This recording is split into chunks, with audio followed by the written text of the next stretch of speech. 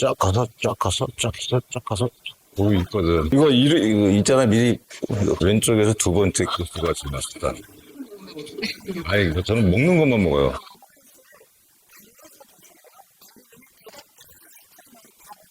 왜 다정함이 두려웠던 건가요?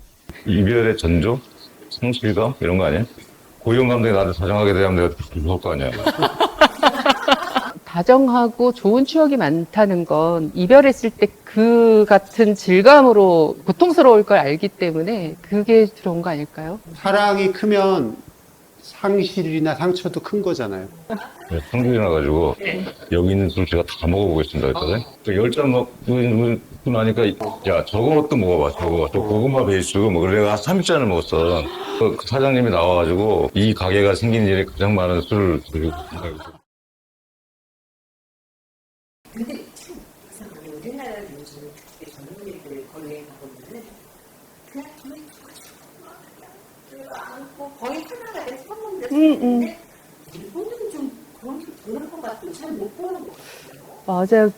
제가 중국에 처음 갔을 때는 정말 시선 처리하기가 너무 힘들었어요.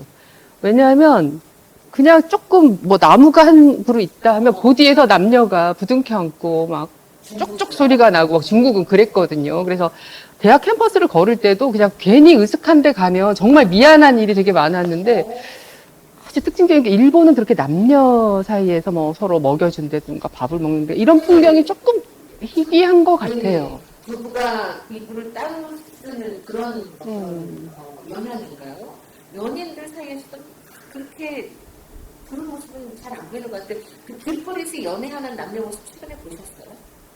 보기는 봤는데 확실히 맞죠? 중국보다는 그 표현을 공공장소하는 게 덜하죠? 애정 표현 같은 걸 잘 안 하는 것 같아요. 그죠? 우리나라는 요즘 많이 하거든요. 많이 하죠. 네. 많이 하죠. 사람 이렇게 그 찜질방에 가서 아, 그래요? 네 그런 모습을 종종 보는데. 근데 저번에 말씀드렸듯이 실제로 통계를 보면 일본 20대 남자의 섹스리스 비율이 전 세계 최하 수준이에요. 그리고 실제로 제가 겪어본 일본 20대 남자들 굉장히 소심해서 공공장소에서 애정 표현은 둘째고 고백도 잘 못하던데 너무 그런 거에 대해서 되게 두려워하는 굉장히 뭔가 그 내 마음을 표현하는 거에 대해서 두려움이 있다 저는 그렇게 느꼈어요. 약간 쉬운 일이 아니다. 거절 공포증 같은 거 있지 않은가 싶어요. 그것도 네, 크네요. 그러니까 상대방의 마음, 거절을 당했을 때 내가 짊어져야 될 그 심리적 부담감? 그리고 그녀에게도 뭐 민폐를 끼친 것 같은 이런 것들이 좀 많은 것 같고. 그래도 보면은 왜 우리가 보통 흔히 뭐 이렇게 카톡 같은 거 연예인들 사이에 하잖아요. 뭐 오늘 밥 먹었어? 점심 뭐 먹었어? 날씨 좋네? 이렇게 하는데 일본은 안 한대요. 젊은이들이. 많아야 하루에 한 번 정도 한대. 그래서 왜 그러냐라고 이제 물어봤더니 아니 내가 궁금해서 했는데 그 사람이 일할 때 자기 때문에 폐를 끼치면 안 되는 거 아니냐. 그래서 평균적으로 한 번 정도 한대요. 연인 사이에도. 그런 거 보면 나는 그게 정상이라고 봐. 요새 일본으로 아니 한국은 지나치죠 좀? 아니 뭐 정신병자들도 아니고 일하고 있는데 뭐 크로을 뭐야 별거 아니고 밥 먹었어? 밥 먹어? 아니 지금 점심도 지금 밥 먹었지 당연히.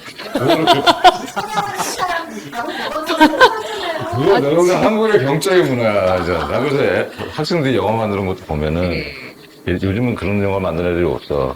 우리 과도 발전해가지고 한 10년 전만 하면 내용이 그거야. 여자애가 막 띵띵 문자를 해. 오늘 무슨 날인 줄 알아? 며칠 뭐 이런 거. 유도심. 그럼 싸움을 시작하는 게 내용이야. 그럼 야, 일로 와. 아니 왜 사람까지 교조를 하려고 그러세요? 우리 그거 되게 안 좋은 문화야, 그거. 이 개인 대 개인으로 쓰는 문화가 아니고 연애를 하더라도 아니 각자의 삶이 있고 어느 순간 합치하고 그러는 거지 뭐. 우리나라처럼 전화 자주 하는 나라가 없을 거야. 그냥 그런가요? 그래요. 맞아. 그래서 우리는 그 부부관계에서 절대 전화 안 합니다. 나가면 언제 오든지 우리 신경 안 써, 서로 간에. 밤을 새고 안 들어가도 신경 안 써. 와. 밥 먹은이라는 문자는 누가 보낸 거예요? 옛날에. 헛으로 그래. 허를 찔렸어, 지금. 옛날에. 그래서 저는 그 삐삐하고 그거 휴대폰 나오면서 너무 싫었어요, 그게. 맞아. 아니, 삐삐가 뭐 하루에 20번을 두고 뭐야, 뭐. 근데 요즘 우리나라 애들은 연애를 하면 매일 톡하지 않아요? 어디 하는 거 너무 자주 하죠. 너무 자주. 매일 하죠. 뭐라고 그러세요? 아, 좀 그들의 삶이니까 내가 거기까지는 안 하는데 영화를 만들 경우에만 그런 거고 그들이 알아서 하는 거지 뭐. 아니 근데 그거는 이제 어떻게 생각해 보면 뭐 이 외로운 세상에서 늘 연결돼 있다는 걸 느끼고 싶어서 툭하겠다는데 또 그걸 가지고 하지 마라 그럴 것도 없고. 아니 근데 이거 여기까지만 할게요. 죄송하지만 그게 연애가 잘 되려면은 개인이 개인으로 먼저 서야 돼요. 그래야 연애가 되는 건데 우리 맨날 그거 있잖아. 자기 너 사랑해? 뭐 이럴 때 우리 여러 가지 매뉴얼이 있잖아. 사랑하지? 뭐 이렇게 계속 그냥 0.1초 만에 나와야 돼. 사랑하지 그럼 뭐 이런 여러 가지 매뉴얼들이 있잖아. 그게 불안해서 그런 거거든. 근데 개인 대 개인으로 서야 그 연애가 그런 튼튼하게 계속 갈 수 있다고요. 근데 지금 이 순간에 우리 김진호 PD가 연락이 없는데 어디가 있을까? 이 성실한 쾌락주의잖아. 그래서 탁 하면은 야 영상 타러 돌려. 그렇죠. 그거는 애정 확인이 아니라 그냥 저 자취, 아니야. 추적. 김영진 교수님이 연애를 별로 안 해본 것 같아. 왜냐하면 제 생각에는 연애의 본질은 이제 나누는 거고 같은 곳을 보고 나누는 거예요. 그래서 저는 그 무슨 말인지 알아. 그리고 그 개인이 자기가 서 있어야 되고 너무 많이 하는 게 방해가 될 수 있죠. 근데 이제 연애의 본질은 뭐냐면 공감하는 거거든. 그럼 예를 들어서 내가 어느 날 뭐 해가 지는 거 봤는데 너무 멋있게 졌어. 그 연락하고 싶지. 야, 해가 너무 멋있게 져. 아니 뭐 정보는 집에 연락할 수 오늘 있지. 밥을 먹었어. 밥을 아니, 밥 먹었는데 먹으면 간다는 냉면 게. 집에 갔는데 싸구려 집이었는데 엄청 맛있는 게 나왔어. 얘기하고 싶잖아. 사진 하고 싶고. 그러니까 그렇게 공감하고 소통하는 거예요, 어떻게 보면. 그런데 일본의 직장의 문화인 경우는 그때 뭐 퇴근 시간 무렵에 보고서를 열심히 작성하고 있는데 이거를 계속 일본은 라인을 많이 쓰잖아요. 이게 방해가 된다는 거죠. 아니 나는 그래서 그 어떤 생각이 드냐면 폐 끼칠까 걱정하다 암 걸릴 것 같아. 폐를 끼치지 않을까? 폐를 끼치지 않을까? 암이야. 진짜. 너무 그 뭐냐 말씀하신 가스라이팅이라든가 사회적 규범 안 되는 것이 너무 커. 그리고 난 일본에서 그런 느낌 가진 적 있어. 그냥 야 미안해, 내가 잘못했어. 그때 내가 미쳤나 봐. 이러면 될 걸. 평생 원수야. 남녀가 사랑하는데 저는 그렇습니다. 확인해야지. 밥 먹었어? 나만 죽이려는 데는 분이야. 근데 저는 비진혁 비라는 한 표예요. 확인해야지. 그쵸? 궁금하잖아. 원래 업무 시간에 카톡하고 일어나 우리나라밖에 없어. 우리 좀 같은 과고 우리가 저는 한번 보내기 전에 한 번 더 스스로 생각해요. 이 내용이 저 사람한테 도움이 될 것인가를 한 번 더 생각하고 보내요. 되게 좋은 정보면 보내고. 아니요 그럼 이런 거 어떨까? 뭐해? 그런 거 먼저 물어보면 하지 말라는 거지. 하지 말래잖아요. 일하는데 뭐 하긴 뭐해. 일인데 뭐 하겠어요, 일하지. 그 얘기예요. 영화에 대한 무슨 있잖아요. 그 본수호 감독의 도쿄. 아, 맞아. 그 영화 너무 좋아요. 너무 좋아요. 네. 어떻게 그렇게 정말 철저하게 혼자서 이제 세상을 살아갔어요. 그런 사람들을 히키코모리라고 하잖아요. 예, 은둔형 외톨이들이 일본에 되게 많은 거죠. 진짜 많아요. 같아요. 많고 지금 그게 2008년인가 영화잖아요. 지금 또 시간이 많이 지났잖아요. 그때 히키코모리가 지금 더 나이가 들었잖아요. 그 지금 요새 사회 문제가 되잖아요. 그 50대 돼가지고 부모가 돌아가셨는데 그걸 안 알리는 거야. 그 연금을 자기가 쓰려고. 진짜 그리고 수 있겠네. 도레다 히로카즈 영화가 어느 가족에 그런 얘기가 나오잖아요. 그런 게 사회 문제가 됐어요. 벌이가 없으니까 심각하지. 이 접촉을 안 하고 이렇게 혼자 살았던 사람들이 네. 경제적 능력이 없잖아요. 네.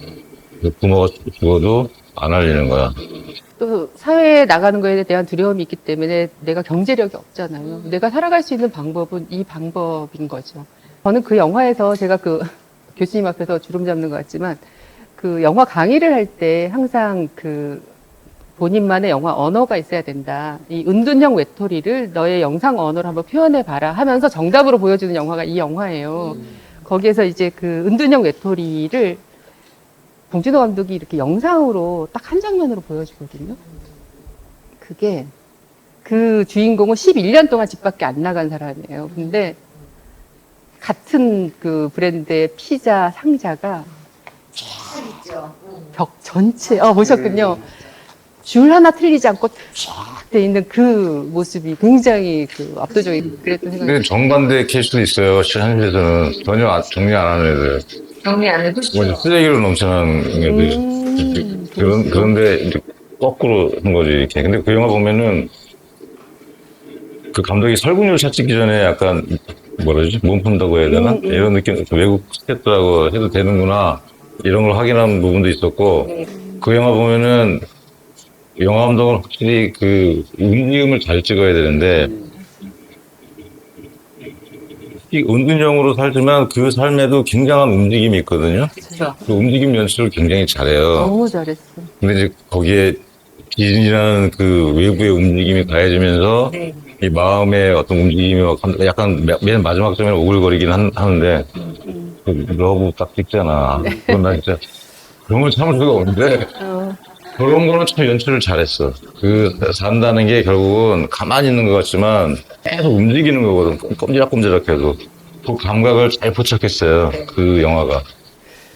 피부모니가 사실은 교수님 말씀대로 정리하지 않고 진짜 속되면 난장판으로 사는 사람이 있는가는 그 영화 국교의 국부관들이 주인공처럼 뭐 하나 정말 틀림없이 밖으로 나가지만 않고 그렇죠.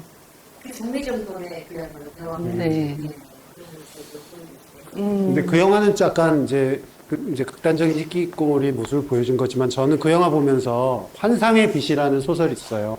그럼요. 그 생각했어요. 그게 고레에다 감독 첫 작품이. 그 원작 소설을 보면 그게 얘기가 남편이 갑자기 자살한 거잖아요. 근데 뭐 아내는 몰라 이유를. 남편이 왜 죽었는지. 그러니까 어떤 일본인들 특유의 그런 것 중에 하나가 뭔가 굉장히 중요한 거고 자기 인생을 결정하는 건데 얘기를 안 해요. 그게 히키코모리가 모든 사람한테 다 조금씩 있지 않나? 뭐 그런 생각이 들 정도로 얘기를 안 해. 그 왜 얘기를 안 할까? 얘기를 해봤자 소용이 없다고 생각하는 것일까? 피가 될까? 그걸 패라고 표현해야 되나? 나의 고민이라는데 나의 그러니까 어떤 흔들린 것.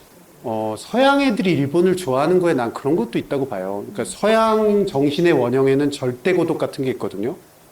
그게 100년 동안의 고독이랑도 연결되고 시지푸스랑도 연결이 돼요. 그러니까 막 나는 어쨌든 죽을 때까지 돌을 굴릴 거야. 나 혼자지만 고독하지만 뭐 다른 사람 상관없어. 그냥 이런 게 있거든. 근데 일본인들이 마치 그 원조 같은 느낌이 있는 거예요. 나 혼자서 이건 어쩔 수 없는 원형 같은 거야, 이런. 그래서 저는 그 영화도 그런 원형적인 인간의 감정을 건드리는 부분이 있지 않나? 근데 좀 색깔이긴 하는데 좀 다른 게 저는 그 서양 그거는 보면 아까 말씀드린 개인이 절대 고독이라는 것도 개인이 중심이 돼야 절대 고독이 있는 거거든요. 근데 일본은 자기 표현을 안 하는 거잖아요. 좀 달라요. 그러니까 일본은 되게 집단주의가 강하고 되게 억압적이야, 사회가. 개인이 튀어나오는 거를 용납을 안 하는 사회예요. 일본이라는 사회는. 개인이 누가 두드러지면 엄청나게 두드러져야 돼. 그러면 다 또 인정을 해줘. 근데 살짝 두드러지면 바로 그 억압시키는 문화이기 때문에 자기 표현들을 안 해. 근데 그리고 그게 편한 거야, 사람들이. 자기 표현 해봐야 뭐, 너 잘났어? 뭐 이런 거, 수고하세요. 하고 이제 사는 거야. 그래가지고 굉장히 내면이 억압돼 있어요. 죽은 가두 같은 상태로. 근데 그게 한번 폭발하면 또 엄청난 걸로 폭발해. 그게 부정적으로 보는 사람은 그 건강하지 않은 사회라고 보는데 자기 표현이 없기 때문에. 근데 그게 수백 년 동안 억압된 거기 때문에 내화된 거죠. 근데 딱 한 번 정봉투 시절에 일본 좌파들이 엄청 할 때 그때는 또 심했거든. 또 극단적이야. 정봉투가 얼마나 살벌했어요. 저기 산소에 가서 게릴라 하고 그랬잖아. 그거 보면은 막 서로 죽여. 사장했다고 죽여요. 여학생 좀 예쁘네. 이게 부족하다고 혁명성이. 집단 린치해버리고 막 그래요. 그래서 아사마 산자인가 가서 인질 농성할 때는 그걸 확률이 90%가 나왔어요. 그래서 일본 자익이 몰락했어요. 그 처참한 광경을 보고. 그래서 더 자기 표현을 안 하는 사회로 갔어. 이 공동체나 사회에 대항하는 개인이라는 걸 용납을 못해. 그리고 그걸 막 혐오해. 이건 근거 없는 얘기입니다. 저의 추정이거든요.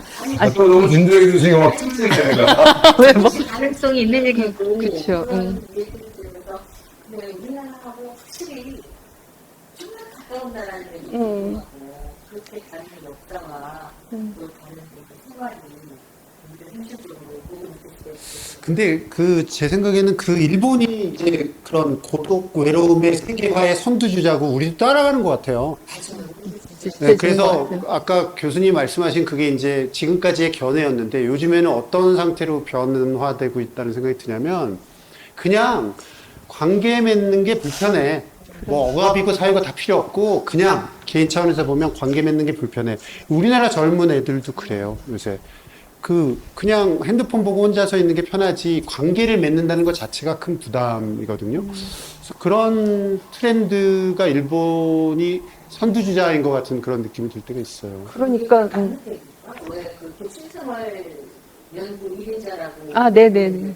보면은 2023년인가 일본의 그 절반이 이제 혼자 사는 시대가 그렇죠. 그렇죠. 독신자들의 시대가 온다, 네. 그 자신이 그렇게 볼까요? 그분이 예견을 해서 그 책을 쓰기도 했고 반향을 되게 일으켰는데 보면은 그 일본 그 젊은이들이 뭐 요즘 다 마찬가지죠. 중국도 그렇지만 저욕망 사회로 가고 있다 이렇게 욕망, 그러니까 욕망이 없는 거예요.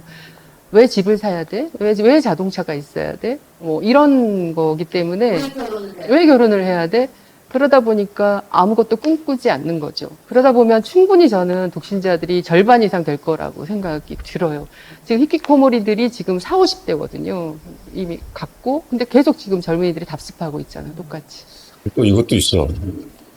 좀 이렇게 또 교수님의 시각이에요. 그게 계속 사이클이 있는 거예요. 그래가지고 그 밑에 세대가 보거든. 혼자 살고 뭐 그게 당장은 편하잖아요. 근데 말로를 보면은 또 다른 문화가 생기는 거야, 젊은 애들 사이에서는. 그래서 저렇게 하면 안 되겠다. 그래서 특히 일본 여성들이 요즘 연애에 좀 적극적이라는 얘기가 있어. 남자들한테 야 너 그러지 마. 요즘 나 좀 유혹 꼬셔줘 좀 이렇게 하는 수줍어? 그래서 손잡고 이런 적극적인 문화가 생겼어요, 일본 여성들 사이에서. 왜냐면 그 말로가 안 좋거든. 50대 넘어가면은 이제 다 안 좋아요. 결국 인간이라는 거는 누가 누구를 도우면서 살아야 되는데 그 가장 최소한의 필요성이 다이가 가족이란 말이야. 가족이 물론 억압의 최전선이기도 하지만 사실은 돕고 사는 거에 가장 필요 충분 조건으로 가족을 만들어 놓은 거라서 위에 사는 거 보니까 별일 없거든. 그런 또 반발이 항상 있는 거지. 저는 우리나라 학생들은 그런 거예요. 그러면은 우리는 지금 일본 따라가게 하고 있다니까. 연애 안 하는 분위기. 그거 되게 문제인데 지금 정치나 사회적으로 그거를 지금 빨리 대책을 안 세우는 것 같아. 그 남녀 혐오 이거가 빨리 불식돼야 돼요. 이 정치권에서 빨리 이걸 어떻게든 해결을 해야 돼. 다른 시각으로 보면 퍼펙트 데이스도 희귀꼬물이를 긍정적으로 묘사했다라고 볼 수도 있는 거 아니에요? 혼자 살아도 나 이렇게 만족하고 편하고 싫고 여기 무슨 새로운 도전이 있어? 그냥 일상을 욕망도 없어 보면. 욕망도 없잖아. 물론 나이가 있기도 하지만 나이를 떠나서 뭔가 하고 싶다, 뭔가 되고 싶다, 그립다 그거조차 없어. 근데 그거는 조금 다르다고 보는 게 이미 그 히라야마라는 주인공은 무언가 이 세상의 질서 속에서 뛰다가 거기에서 내려온 사람이에요. 그렇죠. 그러니까 그 속도에 맞춰서 살다가 어느 순간 머리 쓰는 일을 멈추고 몸을 쓰는 일을 한 사람이기 때문에 조금 다른 유형의 히키코모리 같아. 근데 이제 라이프 스타일은 그렇다 이거죠. 네. 말씀하신 대로 새로 욕망을 하는 것도 아니고 새로운 꿈을 꾸는 것도 아니고 만족하면서 햇살을 즐기며 지금에 충실하며 산다. 그렇죠. 그러면은 뭐가 달라졌다라고 생각이 드는 게 저는 이거죠. 아까 일본 젊은이들의 어떤 섹스리스 비율을 말씀하셨는데 우리가 어릴 때, 우리가 20, 30대 때 일본 하면은 사실 어떤 섹스 문화의 장이라고 할 정도로 굉장히 그게 화려했단 말이에요. 그런 건 없는 거예요. 그거? 아니 그게 야동 다음에 얘기할 거지만 3부. 예, 야동 같은 것이 합법화돼 있고 표면에 드러나 있으니까 그렇지 사회 자체는 비슷하지 않을까요?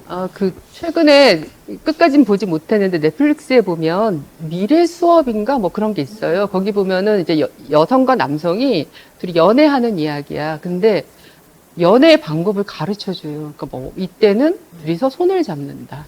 이때는 키스를 한다. 이런 조건들이 다 있어. 그러니까 오죽하면 일본이라는 사회에서 이제 연애의 방법까지 이제 다 잃어버리고 잊혀져서 이렇게 수업을 해야 되는 지경인가 이런 생각이 들더라고요.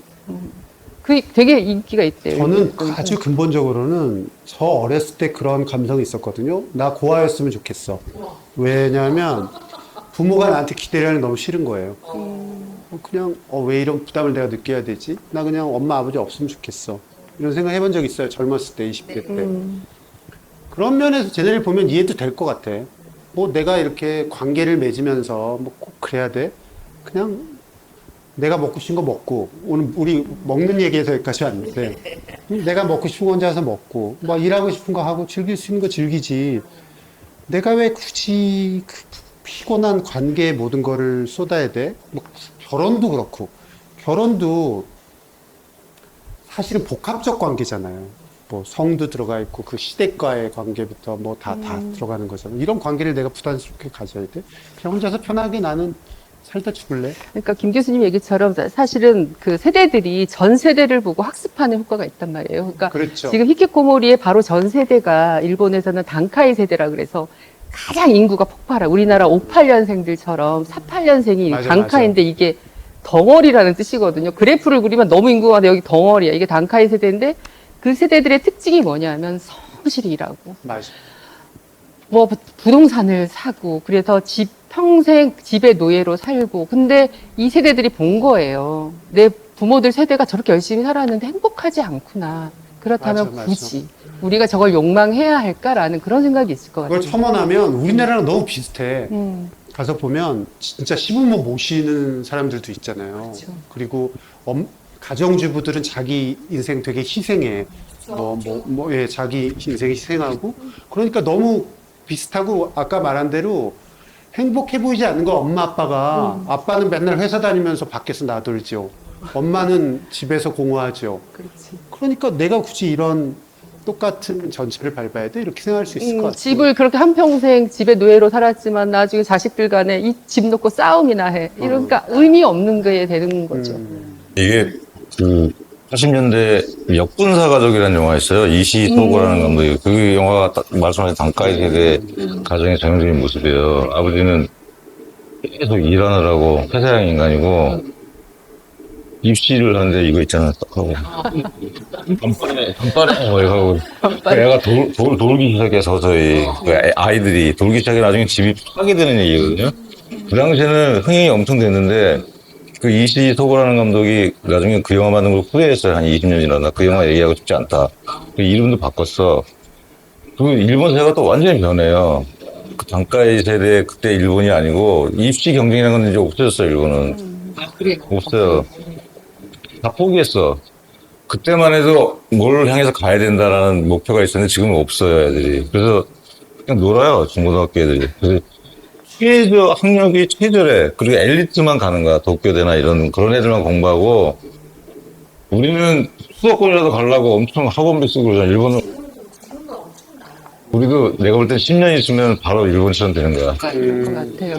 아까 욕망하지 않는 거라고 했는데 사실 그게 뭐냐면 알맹이가 없어서 그런 거거든요. 우리나 일본이나 알맹이가 없어서 그래요. 뭘 하더라도 알맹이가 있어야 되는데 알맹이가 없는 거야. 왜냐하면 다 그렇게 사니까 이렇게 살아야 된다고 하는 거야. 근데 그 이후에 그러면 뭐가 해치돼가지고 사는 게 그럼 또 알맹이가 있냐? 그것도 알맹이가 없어요. 내가 볼 땐 지금도 일본이나 우리나 그게 지금 문제인데 내가 이거 사회학적으로 얘기를 하고 있지? 뭔가 잘못된 거 아니야 지금? 근데 제가 상대적으로 그 요새 젊은 세대들을 접할 기회가 많은데 보면 일본이나 한국의 애들이 이제 그 지금까지 말했던 거 이외에 다른 방향으로 가는 사람들이 꽤 생기고 있어. 그렇죠. 예를 들면 뭐, 나는 춤을 추는 게 좋아. 그럼 회사 다 때려치고 춤 배우러 가요. 어느 나라로. 또 나는 뭐 만드는 게 좋아. 그거 해. 그러니까 기존의 가치와 상관없이 내가 평생 해야 할 거를 찾으면 돈이나 지위나 명예에 상관없이 그걸 한다. 그런 세대들이 꽤 많이 생겨나고 있기는 해요. 그게 바로 우리 세대를 보고 또 그쪽에서 영향을 받은 거겠지. 네, 뭐가 오는 건지 뭐가 잘하는 건지 지나봐야